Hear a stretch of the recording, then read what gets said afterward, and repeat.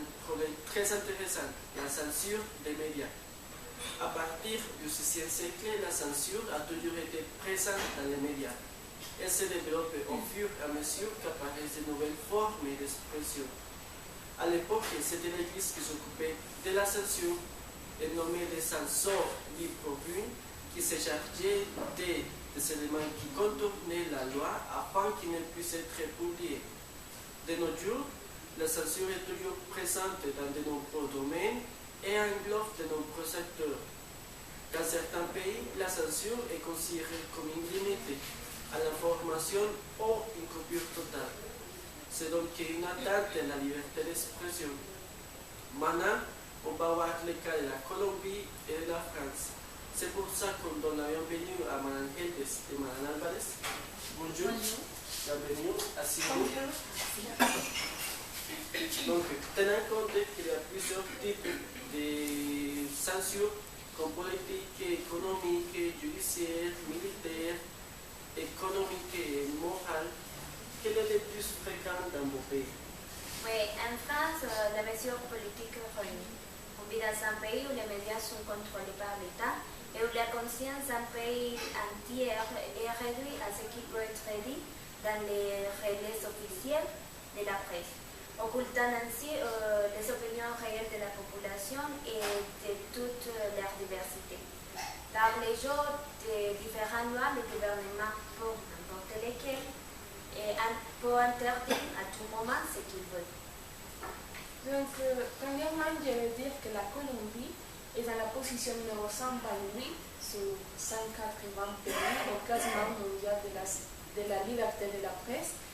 Donc, avec 56 journalistes tués depuis 2000, la Colombie reste un pays extrêmement périlleux pour exercer une activité journalistique à porteur et pour des médias alternatifs ou communautaires qui enquêtent sur des sujets sensibles.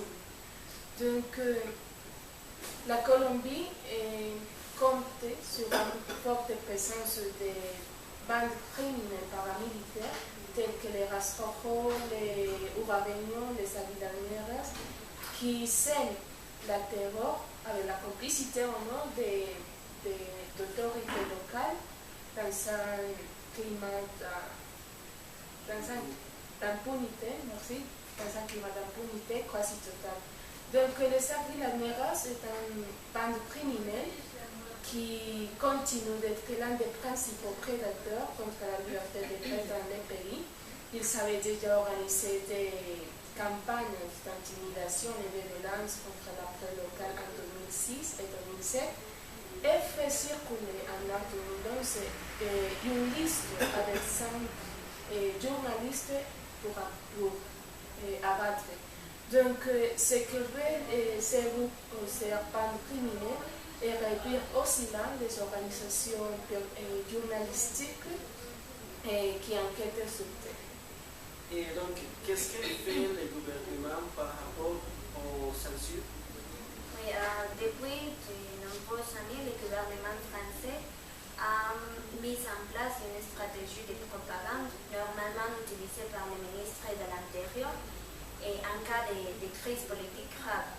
Et les magistrats chargés d'enquêter commencent toujours par nier le caractère politique et religieux des actes. Les mots terroristes n'est jamais employé pour qualifier les autres qui sont tous musulmans.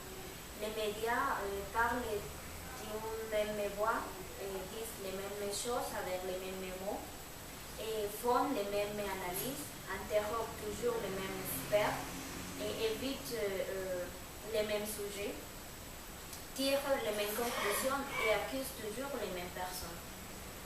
Et comme en Colombie, il existe un programme de protection des journalistes. Mais à mon avis, ce programme doit être réformé. Une réforme du programme représenterait un pas significatif pour la liberté de la presse dans la Colombie. Donc, entre la crise budgétaire et les difficultés pour évaluer les risques et la corruption, le programme ne peut pas faire face à tous les problèmes qui touchent directement le journalisme en Colombie. Donc la FLIC, que c'est la Fondation pour la liberté de la presse, dit que malgré la baisse significative du nombre d'assassinats de journalistes en Colombie, le programme n'est pas compris avec les expectatives de protection des journalistes. Donc, étant de plus en plus forcé, il est de plus en plus... donc, il s'éloigne des réels besoins des journalistes. Donc, il reste pour dire que le journalisme en Colombie est en voie d'extinction. Donc, comme les cas colombiens, on sait qu'en France, la censure se passe à cause du terrorisme, n'est-ce pas? Oui, le gouvernement français a été lutté contre le terrorisme et les groupes ISIS. Ça, c'est le cas de le 8 janvier 2015, où les frères terroristes Saïd et Cherif Kouachi, qui ont perpétré la pénurie de Charlie Hebdo, ils ont tué 8 journalistes parce que ces personnes ont fait des caricatures de Mahomet. Et ça met en évidence les risques auxquels sont confrontés les caricaturistes et les journalistes en général. Je peux dire que jusqu'à le 31 décembre 2014, la France a été condamnée 31 fois par les Cours européennes des droits de l'homme et pour violation de la liberté d'expression. Donc, pour défendre les droits à la liberté d'expression, des groupes comme Journalistes sans frontières ont été créés pour montrer et dénoncer les risques auxquels les journalistes s'affrontent. On espère que les personnes soient conscientes de ces dangers et qu'ils puissent aider aux journalistes à faire leur travail, dire la vérité.